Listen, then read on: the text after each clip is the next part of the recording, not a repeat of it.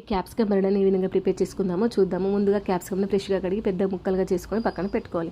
Stove on చేసి ఒక గిన్నె పెట్టి ఆయిల్ వేసి ఆయిల్ హీట్ అయిన తర్వాత అందులో ఆవాలు, జీలకర్ర, కరివేపాకు, పసుపు వేసి ఒకసారి ఫ్రై చేసుకోవాలి. ఇలా ఫ్రై చేసుకున్న తర్వాత ముందుగా కట్ చేసుకున్న క్యాప్సికమ్ ముక్కల్ని ఆయిల్లో బాగా ఫ్రై చేసుకోవాలి. అవి దగ్గర పడేంత వరకు ఫ్రై చేసుకోవాలి. నార్మల్గా ఎప్పటికీ క్యాప్సికమ్ టమాటా క్యాప్సికమ్ కర్రీ కాకుండా క్యాప్సికమ్ బరడ చేయండి, చాలా బాగుంటుంది. ఇవన్నీ ముక్కల్ని దగ్గర పడిన తర్వాత ఇప్పుడు ఇందులో చిల్లీ పౌడర్, సాల్ట్, జీరా ధనియాల పౌడర్ ఇవన్నీ నేను ముందే మిక్స్ చేసి పెట్టుకున్నాను. ఒకటేసారి అన్నీ వేసేసాను. ఇలా ముక్కలన్నీ దగ్గర పడిన తర్వాత ఒక గ్లాస్ వాటర్ పోయాలి.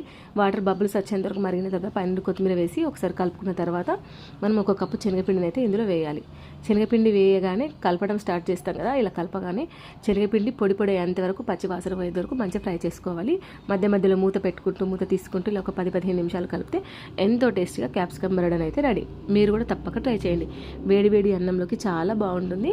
ఈ వీడియో కనుక మీకు నచ్చినైతే like, share, comment, please subscribe మాత్రం మర్చిపోకండి.